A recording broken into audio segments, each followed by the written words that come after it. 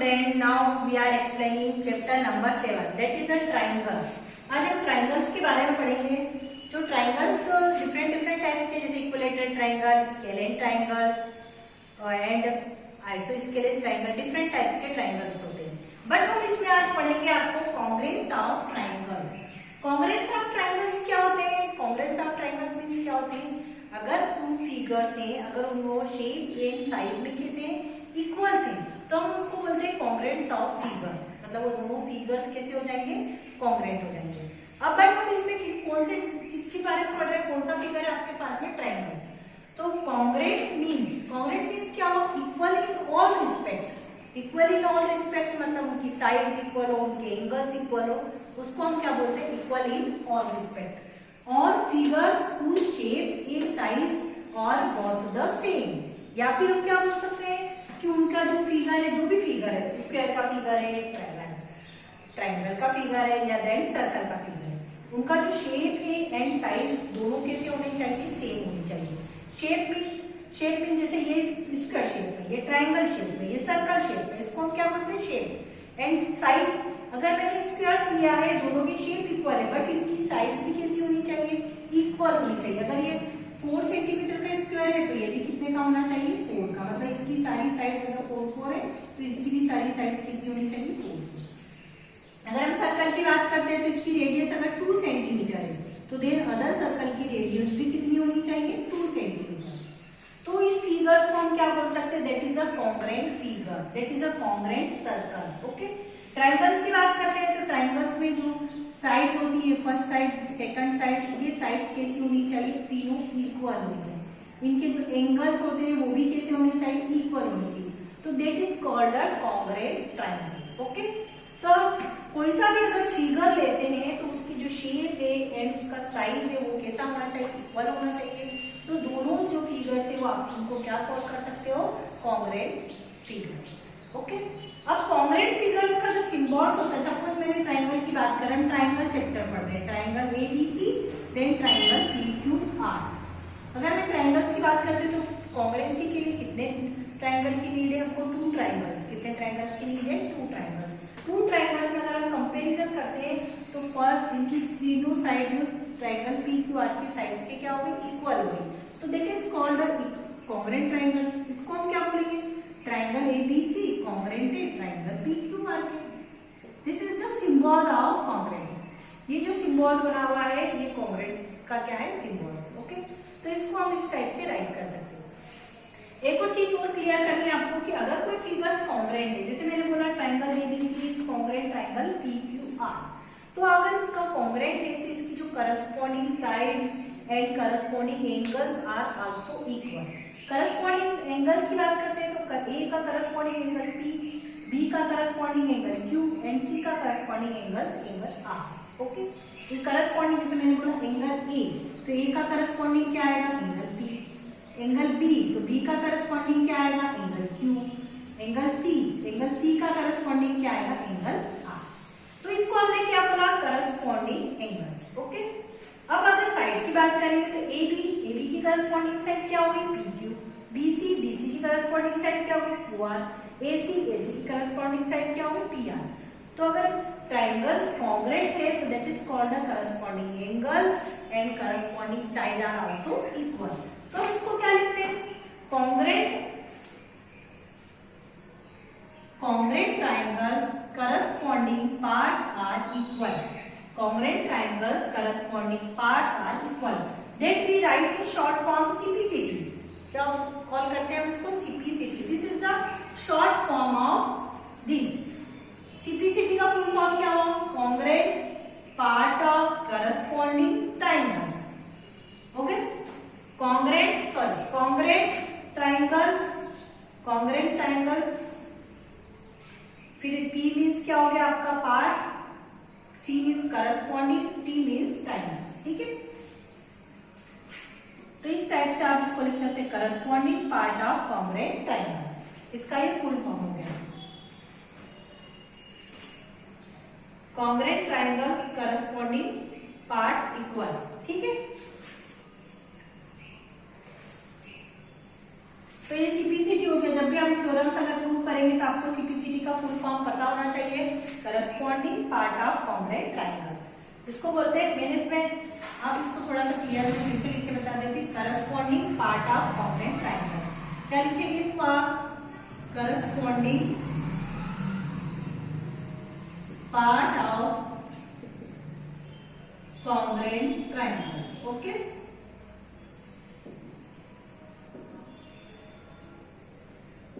Corresponding part of congruent triangles.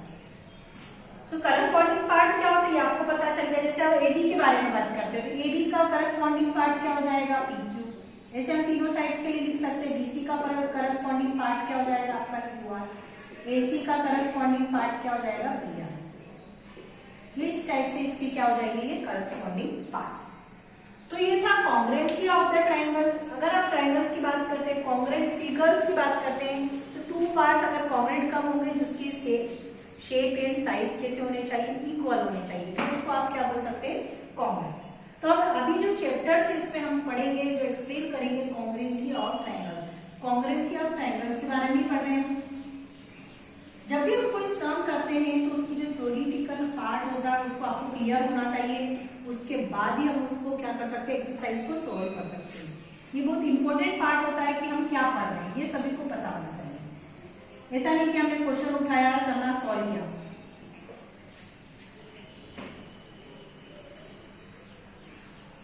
अब congruency of triangles तो आपने पढ़ ली। Congruency means equal all respect then shape and size. Okay, ये कॉन्ग्रुएंसी की डेफिनेशन होगी, कोई आपसे पूछे तो आपको बताना आना चाहिए कि congruent figures whose shape and size are equal।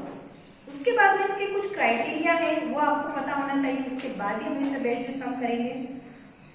First criteria आपका है, कभी भी टू फिगर्स कॉन्ग्रुएंट कब होते हैं, this first criteria of congruence triangles.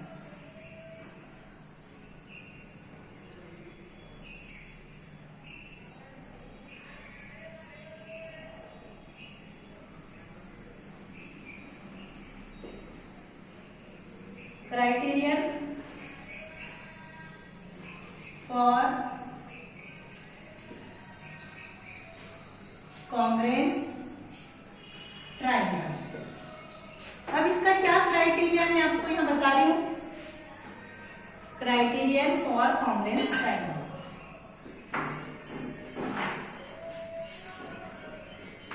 First आपका क्राइटेरिया आता है साइड एंगल साइड, एक क्राइटेरिया। सेकंड आपका आता है एंगल साइड एंगल। थर्ड आता है आपका साइड साइड साइड। फोर्थ आता है आपका angle angle side and fifth आता है आपका राइट एंगल हाइपोटेनियस साइड। अब आपको लगेगा कि ये क्या बोर्ड पे मैंने लिख दिया है, क्या क्राइटेरिया होता है। अगर टू ट्राइंगल्स है आपके, सपोज मैंने यहाँ टू ट्राइंगल ड्रॉ किए, ये टू ट्राइंगल्स आपके ड्रॉ किए। Okay, then that is mark ABC and mark P, Q and R। अब इसमें साइड एंगल साइड का मतलब क्या हुआ कि अगर मैंने टू साइड, ये साइड और ये साइड, इसकी ये साइड और ये साइड, ये दोनों इक्वल है और ये वाला एंगल क्या है, इसके इक्वल है, ये एंगल क्या हो जाएगा, इक्वल। तो आप क्या बोल देंगे, side angle side, side angle side, मतलब इसकी साइड इससे इक्वल होना चाहिए, इसका एंगल इससे इक्वल होना चाहिए, इसका ये एंगल साइड इससे। तो ये अगर साइड एंगल साइड अगर क्राइटेरिया कंप्लीट हो जाता है तो that is called triangle is congruent. Triangle को क्या बोल सकते हैं आप, कॉन्ग्रुएंट। अगर एंगल साइड एंगल मतलब टू एंगल्स और वन साइड, कितनी एंगल्स, टू एंगल और वन साइड अगर इक्वल है तो आप क्या बोलेंगे, एंगल साइड एंगल। अगर एंगल की बजाय तीनों साइड इक्वल है, मतलब ये तीनों साइड्स की क्या है, इक्वल है, तो 1 2 3 ये साइड होती है और जो वर्टेक्स पे बनते हैं वो क्या होते हैं, एंगल्स होते हैं। जो साइड्स पे बनती है साइड्स हो गई, वर्टेक्स पे बनते हैं वो क्या होते हैं, आपके एंगल्स होते हैं।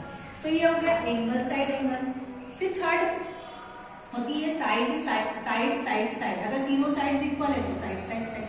अगर टू एंगल वन साइड है, आप बोलोगे यहाँ पे भी तो 2 एंगल है, तो 2 एंगल वन साइड कैसे क्लियर होती है कि उसके बीच में आपको नहीं आना चाहिए साइड में। देखिए आप उसको कि किस टाइप से आप मेजर करते हैं। जैसे मैंने ट्राइंगल ड्रॉ किया ABC, ये ट्राइंगल ड्रॉ किया मैंने P Q and R, okay. अब उसमें क्या पूछा, एंगल एंगल साइड, ये एक एंगल बन गया, ये इक्वल है इसके एंगल के, ये दूसरा एंगल भी इक्वल है इस एंगल के, देख। अब ये वाली जो साइड है इसके इक्वल है, अब दोनों एंगल के बीच की साइड इक्वल नहीं आनी, एंगल एंगल साइड, तो ये हो जाएगा आपका criteria angle angle side. Third fifth आता है आपका आरएचएस, आरएचएस में मतलब राइट एंगल, तो आपको राइट एंगल बनाना है, ये 90 डिग्री के एंगल्स होने चाहिए दोनों। फर्स्ट कंडीशन क्या है, दोनों 90 डिग्री के।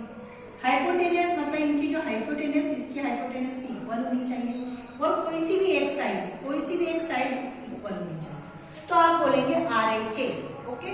तो ये 5 क्राइटेरियाज हैं जो आपको कभी आपको बोला जाएगा क्वेश्चन में कि आपको इसको कॉन्ग्रुएंट प्रूव करना है, तो कोई सा भी एक क्राइटेरिया लेकर आपको उसको प्रूव कर सकते हैं, या तो ये कंडीशन प्रूव कर दे, या फिर ये एंगल एंगल साइड, या फिर आरएचएस। 5 कंडीशन में से कोई सी भी एक फुलफिल हो जाती है, तो that is called the congruent of triangles, okay. Is that clear? तो ये पूरी मैंने आपको डेफिनेशंस और इसकी प्रॉपर्टीज बताई और इसके क्राइटेरियाज बताए। ये आपको सबसे पहले सम सॉल्व करने के पहले आपको आने चाहिए, फिर इसी पे बेस्ड हम क्वेश्चन करेंगे, ओके।